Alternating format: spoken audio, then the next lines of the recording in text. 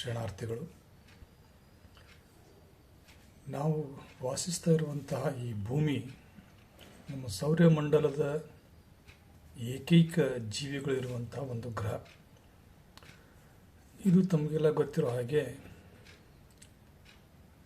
ಸುಮಾರು 3.5 ಬಿಲಿಯನ್ ವರ್ಷಗಳ ಹಿಂದೆ ಸಂಭವಿಸಿರುವಂತಹ ಆ ಮಹಾಸ್ಫೋಟ, ಬಿಗ್ ಬ್ಯಾಂಗ್ ಅಂತ ಏನು ಕರಿತೀವಲ್ಲ, ಅದರ ಮೂಲಕವಾಗಿ ಉಂಟಾಗಿರುವಂಥ ಎಲ್ಲ ಆಕಾಶಕಾಯಗಳೊಳಗೆ ಈ ಭೂಮಿನೂ ಒಂದು ಅಂಥೇಳಿ.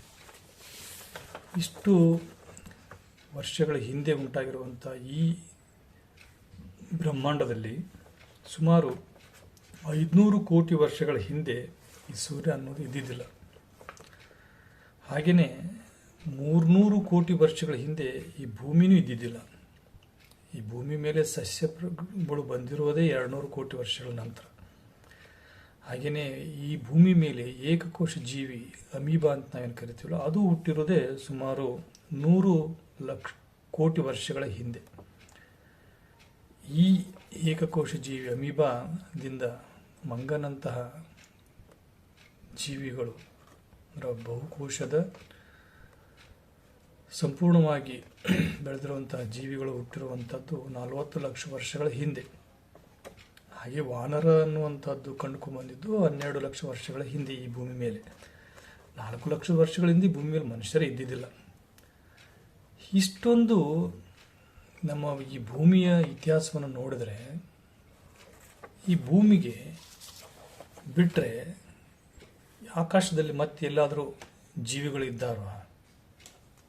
ಈ ಪ್ರಶ್ನೆ ಯಾಕೆ ನಮಗೆ ಹುಟ್ಕೊಳ್ತಾ ಇದೆ ಅಂತಂದರೆ, ಇತ್ತೀಚೆಗೆ ಜುಲೈ 1, 2025 ಚಿಲಿಯ ರಿಯೋ ಹುರ್ಟಾಡೋ ಅನ್ನುವಂಥ ಒಂದು ಸ್ಥಳದಲ್ಲಿ ಎಡ್ವರ್ಡ್ ಅನ್ನುವಂಥ ಒಬ್ಬ ಖಗೋಳಶಾಸ್ತ್ರಜ್ಞರು ತಮ್ಮ ಕಂಪ್ಯೂಟರ್ ಮುಂದ್ಗಡೆ ಕೂತ್ಕೊಂಡು ವೀಕ್ಷಿಸ್ತಾ ಇದ್ದರು. ಅದು ಒಂದು ಹೈ ಅಲರ್ಟ್ ಮೆಸೇಜ್ ಬಂತು ಅವ್ರಿಗೆ. ಏನಿತ್ತು ಅದರೊಳಗೆ ಅಂದರೆ, ಭೂಮಿಯ ಸಮೀಪ ಬೇರೆ ಗ್ರಹದಿಂದ ಒಂದು ವಸ್ತು ಬರ್ತಾ ಇದೆ. ಅವರು ಅಲರ್ಟ್ ಆದರು. ಅಲರ್ಟ್ ಆಗಿ ತಮ್ಮದೇ ಆಗಿರುವಂತಹ ಅಟ್ಲಾಸ್ ಟೆಲಿಸ್ಕೋಪ್, ಅದರದ್ದು ಪೂರ್ತಿ ಶಬ್ದಶಃ ಅರ್ಥ ಅಟ್ಲಾಸ್ ಅಂತಂದರೆ ಅರಿಸ್ಟ್ರಾಯ್ಡ್ ಟೆರೆಸ್ಟರಿಯಲ್ ಇಂಪ್ಯಾಕ್ಟ್ ಲಾಸ್ಟ್ ಅಲರ್ಟ್ ಸಿಸ್ಟಮ್ ಅಂತೇಳಿ, ಅಟ್ಲಾಸ್ ಅಂತೇಳಿ ಅದನ್ನು ಶಾರ್ಟ್ಕಟ್ಟಾಗಿ ಕರೀತಾರೆ. ಅದ್ರ ಮೂಲಕವಾಗಿ ಆ ವಸ್ತುವನ್ನು ಪರೀಕ್ಷಿಸ್ತಾ ಹೋದರು. ಏನು ಸೌರವ್ಯೂಹದ ಒಳಗಡೆ ಪ್ರವೇಶಿಸ್ತಾ ಇದೆಯಲ್ಲ, ಇದು ಸೌರವ್ಯೂಹದ ಆಚೆ ಇರುವಂತಹ ಒಂದು ವಸ್ತು. ತಮಗೆ ಗೊತ್ತಿರಲಿ, ನಮ್ಮ ಸೌರವ್ಯೂಹದಲ್ಲಿ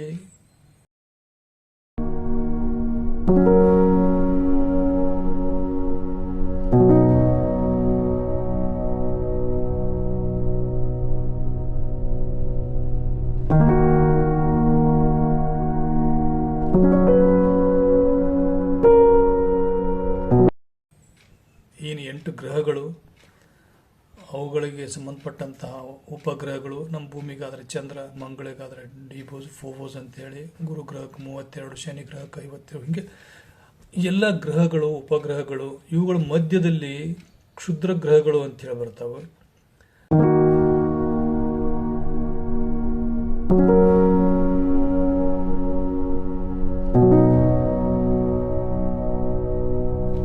ಅವೆಲ್ಲ ದೊಡ್ಡ ದೊಡ್ಡ ಕಲ್ಲು ಬಂಡೆಗಳ ರೂಪದಲ್ಲಿ. ಅವುಗಳ ಆಚೆ ಹೋದರೆ ನಮಗೆ ಕೆಲವಷ್ಟು ಉಲ್ಕೆಗಳು ಬರ್ತಾವೆ. ಅಂದರೆ ಅವು ಕ್ಷುದ್ರ ಗ್ರಹಗಳನ್ನ ಕೆಲವೊಂದು ಪ್ರಮಾಣದಲ್ಲಿ ಭೂಮಿಯ ಸಮೀಪ ಬಂದಾಗ ಭೂಮಿಯ ಗುರುತ್ವಾಕರ್ಷಣ ಮತ್ತು ಭೂಮಿಯ ವಾತಾವರಣಕ್ಕೆ ಅವು ಉರಿದು ಹೋಗ್ತಾವೆ. ಅವು ನಮಗೆ ಒಂದು ರೀತಿ ಉಲ್ಕೆಗಳ ರೂಪದಲ್ಲಿ ಕಾಣ್ತವೆ, ಬೆಂಕಿ ಉಂಡೆಗಳು ಬಿದ್ದಾಗ. ಇಷ್ಟು ಒಳಗೊಂಡಿರುವಂಥ ಸೂರ್ಯನ ಒಂದು ಸಮೂಹದಲ್ಲಿ ಅವಾಗವಾಗೆ ಅನಿಯಮಿತವಾಗಿ ಮತ್ತು ನಿಯಮಿತವಾಗಿ ಕೆಲವೊಂದಿಷ್ಟು ಧೂಮಕೇತುಗಳು ಬಂದು ಹೋಗ್ತವೆ. ಇವು ಬಿಟ್ಟರೆ ನಮ್ಮ ಈ ಒಂದು ಸೌರಮಂಡಲಕ್ಕೆ ನಮ್ಮ ಸೂರ್ಯನಿಂದ ಬೇರೆ ಸೂರ್ಯನಿಂದ ಅಥವಾ ಬೇರೆ ನಕ್ಷತ್ರದಿಂದ ಅನಾಮಿಕವಾದಂಥ ವಸ್ತುಗಳು ಬರುವಂಥದ್ದು ಬಹಳ ಅಪರೂಪ. ಯಾಕಂದರೆ ಇದು ಎಷ್ಟು ವಿಶಾಲವಾಗಿದೆ. ನಾವು ವಾಸಿಸ್ತಾ ಇರುವಂಥ ಸೌರವ್ಯೂಹ ಅಂತಂದರೆ ನಮ್ಮಿಂದ 3.5 ಲಕ್ಷ ಕಿಲೋಮೀಟರ್ದಲ್ಲಿ ಚಂದ್ರ ಇದ್ದಾನೆ.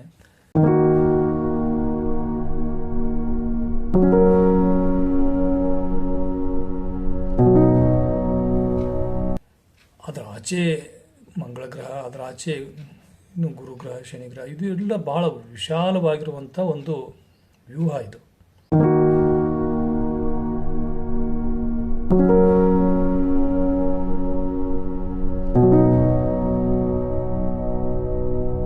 ಇದರೊಳಗಡೆ ಯಾವುದೇ ಒಂದು ಬಂದರೂ ಸಹ ಗಮನಿಸುವ ಮಟ್ಟಕ್ಕೆ ನಮ್ಮ ಖಗೋಳ ವಿಜ್ಞಾನಿಗಳು ಟೆಲಿಸ್ಕೋಪ್ಗಳನ್ನು ಸಂಶೋಧನೆ ಮಾಡಿ ಈಗಾಗಲೇ ಅದು ಖಗೋಳದಲ್ಲಿಯೂ ಮತ್ತು ಭೂಮಿ ಮೇಲಿಂದ ಅಬ್ಸರ್ವ್ ಮಾಡ್ತಾ ಇರ್ತಾರೆ. ಒಂದು ಸಣ್ಣ ವಸ್ತು ಸಹ ಒಂದು ಬಂದರೂ ಸಹ ಅದು ಎಲ್ಲಿಂದ ಬಂತು, ಅದರಿಂದ ನೇಚರ್ಸ್ ಏನು, ಅದ್ರ ಬಗ್ಗೆ ಎಲ್ಲ ಸ್ಟಡಿ ಮಾಡುವಂಥ ಮಟ್ಟಕ್ಕೆ ನಮ್ಮ ಖಗೋಳಶಾಸ್ತ್ರಜ್ಞರು ತಂತ್ರಜ್ಞಾನವನ್ನು ಮುಂದುವರೆದಂತಹ ಒಂದು ಕಾಲದಲ್ಲಿ ಈ ಜುಲೈ 1ನೇ ತಾರೀಕಿಗೆ ಬಂದಂತಹ ಆ ವಸ್ತು ನಮ್ಮ ಸೌರವ್ಯೂಹದ ಯಾವುದೇ ರೀತಿಯಾದಂಥ ಖಗೋಳ ಭಾಗದಿಂದ ಬಂದಿಲ್ಲ, ಅದು ಬೇರೆ ಸೌರವ್ಯೂಹದ ಆಚೆಯಿಂದ ಬಂದಿರುವಂಥದ್ದು ಅಂಥೇಳಿ ಅವ್ರು ಗುರುತಿಸಿದ್ರು. ಅದಕ್ಕೊಂದು ಗುರುತಿಸೋದಕ್ಕೂ ಒಂದು ವೈಜ್ಞಾನಿಕವಾದಂಥ ಒಂದು ಸಿದ್ಧಾಂತ ಇದೆ.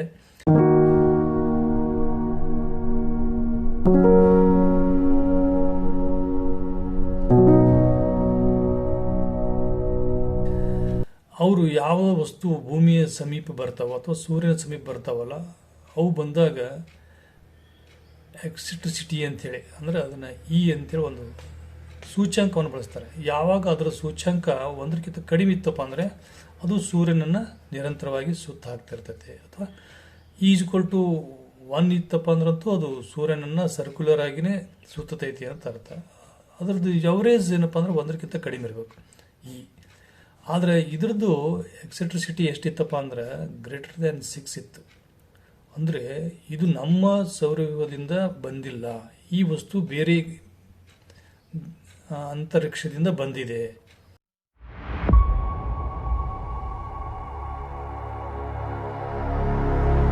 ಹಾಗಾದರೆ ಅದು ಧೂಮಕೇತುನ ಅಥವಾ ಬೇರೆ ಗ್ರಹದಲ್ಲಿ ವಾಸಿಸ್ತಾ ಇರುವಂತಹ ನಮಗಿಂತಲೂ ಮುಂದುವರೆದಂತಹ ಜನಾಂಗದವರು, ಅದನ್ನು ಮಾನವ ಅಂತ ಅನ್ನುವಂಗಿಲ್ಲ, ಜೀವಿ ಅಂತ ಕರಿಬೇಕು. ಯಾಕಂತಂದ್ರೆ ನಾವು ಭೂಮಿ ಮೇಲೆ ಬದುಕ್ತೇವಪ್ಪ ಅಂದ್ರೆ ಭೂಮಿಯ ಲಕ್ಷಣಕ್ಕೆ ಅನುಗುಣವಾಗಿ ನಮ್ಮ ದೇಹ ನಿರ್ಧಾರ ಆಗಿರುತ್ತದೆ. ಅಲ್ಲಿ ಇರುವಂತಹ ಬೇರೆ ಗ್ರಹದಲ್ಲಿ ಇರುವಂತಹ ಜೀವಿಗಳು ಏನಾದರೂ ಕಳಿಸಿರುವಂತಹ ನೌಕೆನ ಅವರು ಏನಾದರೂ ನಮ್ಮ ಭೂಮಿಗೆ ಅಧ್ಯಯನ ಮಾಡ್ತಾ ಇದ್ದಾರಾ, ಅಥವಾ ನಮ್ಮ ಭೂಮಿಗೆ ಏನಾದರೂ ಅವರು ಅಪಾಯ ಮಾಡ್ತಾ ಇದ್ದಾರಾ, ಅಥವಾ ಭೂಮಿಗೆ ಏನಾದರೂ ಸಹಾಯ ಮಾಡೋದಕ್ಕೆ ಬಂದಿದೆಯಾ, ಈ ರೀತಿಯಾದಂತಹ ಕುತೂಹಲ ಇಡೀ ಜಗತ್ತಿನಾದ್ಯಂತ ಎಲ್ಲ ಖಗೋಳ ವಿಜ್ಞಾನಿಗಳಿಗೆ ಪ್ರಾರಂಭವಾಯಿತು.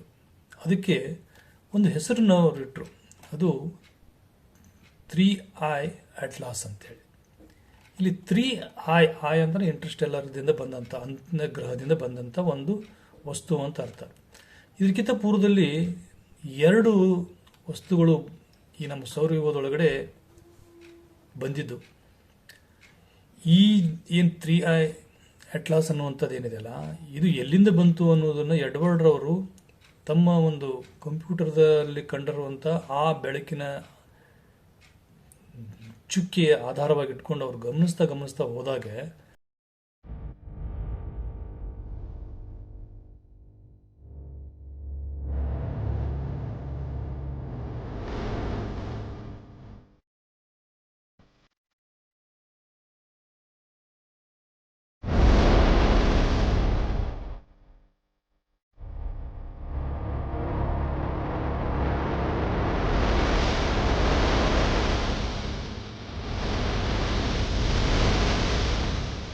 ಅದು ನಮ್ಮ ಕೊನೆಯ ಗ್ರಹ ನೆಪ್ಚೂನನ್ನು ದಾಟಿ ಅದಕ್ಕಿಂತ ಹಿಂದೆ ಹೋಗಿಬಿಡ್ತದೆ. ಅಂದರೆ ಅಷ್ಟು ನಮ್ಮ ಸೌರವ್ಯೂಹವನ್ನು ದಾಟಿ ಬಂದಿರುವಂಥದ್ದು ಅನ್ನೋದು ಗೊತ್ತಾಯಿತು. ಅದಕ್ಕೆ ಇಡೀ ಜಗತ್ತಿನಾದ್ಯಂತ ಎಲ್ಲ ಖಗೋಳ ವಿಜ್ಞಾನಿಗಳು ಒಂದು ರೀತಿಯಾದಂತಹ ಆತಂಕ ಮತ್ತು ಕುತೂಹಲದಿಂದ ಆ ಒಂದು ವಸ್ತುವನ್ನು, ಇಲ್ಲಿವರೆಗೂ ನಾವು ಅದನ್ನು ವಸ್ತು ಅಂತಲೇ ಕರಿಬೇಕಾಗ್ತೈತೆ. ಯಾಕಂತಂದ್ರೆ ಅದಕ್ಕೆ ಪರ್ಟಿಕ್ಯುಲರ್ ಆಗಿ ಧೂಮಕೇತು ಅಂತಂದರೆ ಧೂಮಕೇತುದ ಕೆಲವೊಂದಷ್ಟು ಲಕ್ಷಣಗಳಿರ್ತಾವೆ. ಆ ಧೂಮಕೇತುಗಳು ಮುಖಭಾಗದಲ್ಲಿ, ಅದನ್ನು ಕೋರ್ ಅಂತ ಕರಿತೀವಲ್ಲ, ಅಲ್ಲಿ ಐಸ್ ರೂಪದಲ್ಲಿ ಇರಬೇಕು, ಅಲ್ಲಿ ಏನಿರುವಂಥ ಎಲ್ಲ ದ್ರವ್ಯ. ಹಾಗೆಯೇ ಅದು ಕರೆದುಕೊಂಡು ಧೂಳು ರೂಪದಲ್ಲಿ ಅದರ ಬಾಲದಲ್ಲಿ ಇರಬೇಕು. ಆದರೆ ಈಗ ಬಂದಿರುವಂಥ ಈ 3I ಅಟ್ಲಾಸು ಈ ಧೂಮಕೇತುವಿನ ಲಕ್ಷಣವನ್ನು ಹೋಲ್ತಾ ಇಲ್ಲ ಅಂತಂದಾಗ ಹಾರ್ವರ್ಡ್ ಯೂನಿವರ್ಸಿಟಿಯ ಒಬ್ಬ ವಿಜ್ಞಾನಿ, ಖಗೋಳ ವಿಜ್ಞಾನಿ ಅವರು ಅವಿ ಲಿಯೋಬ್ ಅನ್ನೋಂಥವ್ರು ಭಾಳ ಸ್ಪಷ್ಟವಾಗಿ ಹೇಳ್ತಾರೆ, ಇಲ್ಲ 40% ನನಗನ್ನಿಸ್ತದೆ ಇದು ಅನ್ಯಗ್ರಹದ ಒಂದು ನೌಕೆ, ಬೇರೆ ಗ್ರಹದಲ್ಲಿರುವಂಥ ಜೀವಿಗಳು ನಮ್ಮನ್ನು ಅಧ್ಯಯನ ಮಾಡೋಕ್ಕಾಗಿ ಕಳಿಸಿರುವಂಥದ್ದು ಅನ್ನುವಂಥದ್ದು. ಅದರ ಬಗ್ಗೆ ಸಾಕಷ್ಟು ಈಗಾಗಲೇ ಖಗೋಳದಲ್ಲಿರುವಂಥ ಟೆಲಿಸ್ಕೋಪ್ಗಳು, ಅದು ಹಬಲ್ ಟೆಲಿಸ್ಕೋಪ್ ಆಗಿರ್ಬೋದು, ಬಹಳಷ್ಟು ಮುಂದುವರೆದಂಥ ಟೆಲಿಸ್ಕೋಪ್ಗಳು ಎಲ್ಲವೂ ಸಹ ಅದನ್ನೆಲ್ಲ ಅಧ್ಯಯನ ಮಾಡ್ತಾ ಇದ್ದಾವೆ. ಆ ಒಂದು ವಸ್ತುವಿನೊಳಗೆ ಏನೇನು ಅಡಗಿದೆ ಅನ್ನೋದನ್ನು ನಾನು ಮುಂದಿನ ಸಂಚಿಕೆಗಳು ತಮಗೆಲ್ಲ ವಿವರವಾಗಿ ಹೇಳ್ತೇನೆ.